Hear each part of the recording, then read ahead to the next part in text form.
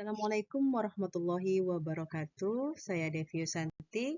Kali ini dalam mata kuliah MPDR 5302, Studi Komparatif Pendidikan Dasar di Berbagai Negara, akan membahas tugas 1, presentasi analisis artikel. Dalam kesempatan ini, saya akan membahas 4 artikel penting yang sama-sama bicara tentang bagaimana media, teknologi, dan pendidikan itu berperan penting dalam membentuk kehidupan sosial kita.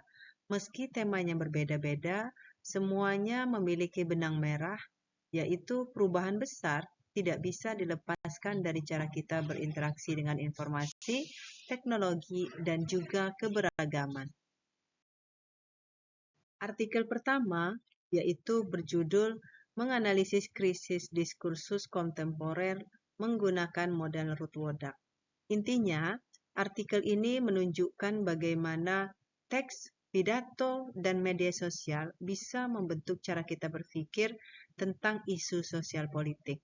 Dengan model Ruth Wodak, analisis tidak berhenti pada isi teks saja, tapi juga menelusuri konteks sosial dan politik di baliknya.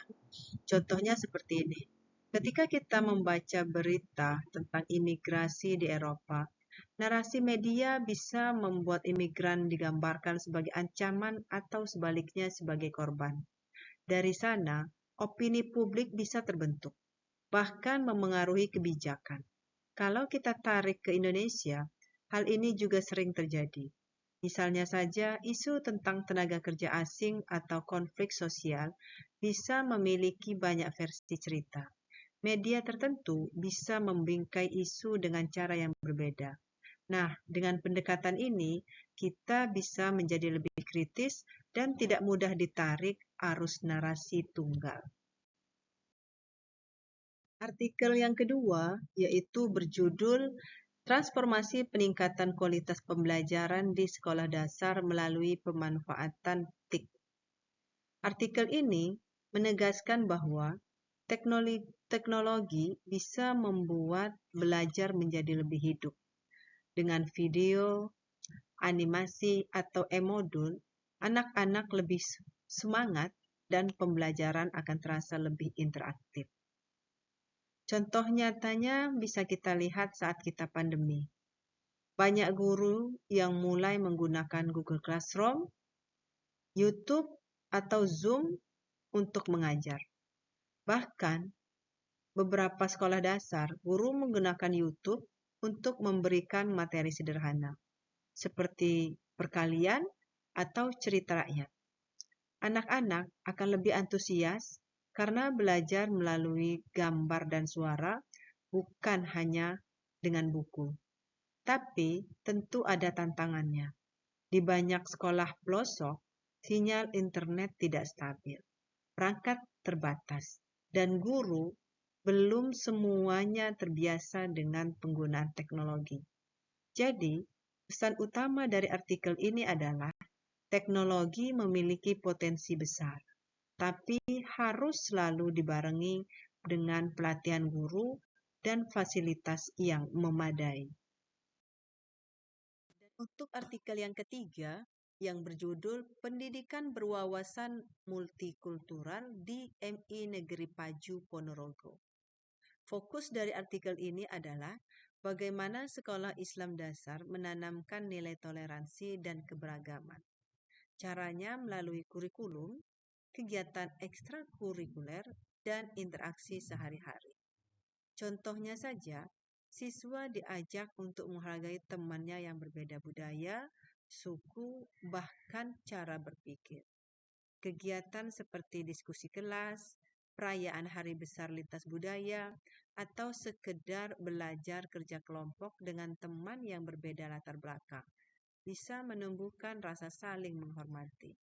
Ini sangat penting di Indonesia karena hidup di tengah masyarakat yang sangat beragam.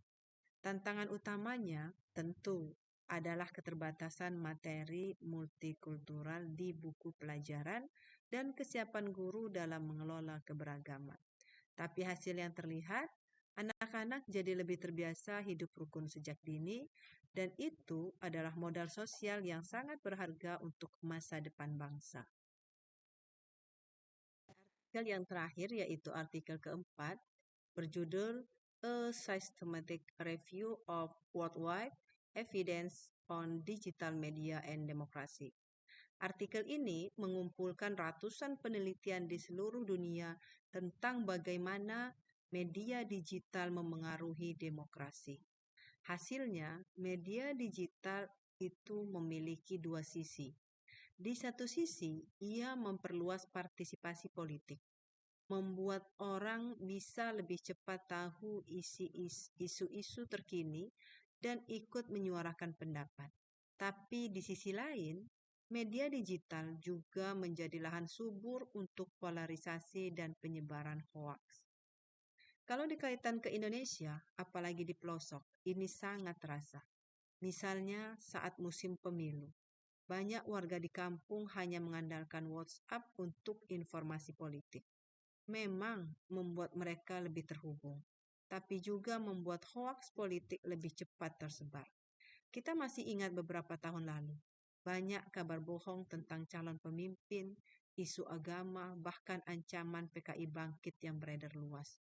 Literasi digital yang masih rendah membuat masyarakat mudah terpengaruh. Karena itu, pesan utama artikel ini jelas, media digital bisa jadi kekuatan demokrasi, tapi kalau hanya kita melengkapinya dengan literasi digital, regulasi yang bijak, dan kebijakan yang sesuai dengan konteks global. Sebagai penutup, dari keempat artikel ini kita bisa belajar bahwa media, teknologi, dan pendidikan adalah kekuatan besar yang membentuk masyarakat kita hari ini. Wacana di media bisa mengarahkan opini. Teknologi bisa memperbaiki cara kita belajar.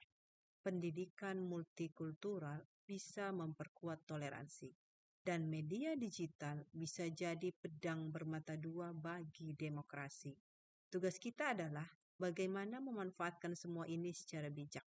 Kritis pada narasi media, mendukung guru dengan teknologi, menghargai keberagaman sejak dini, dan menjaga demokrasi dengan literasi digital yang kuat. Presentasi dari saya akhiri. Wassalamualaikum warahmatullahi wabarakatuh. Terima kasih, sampai jumpa.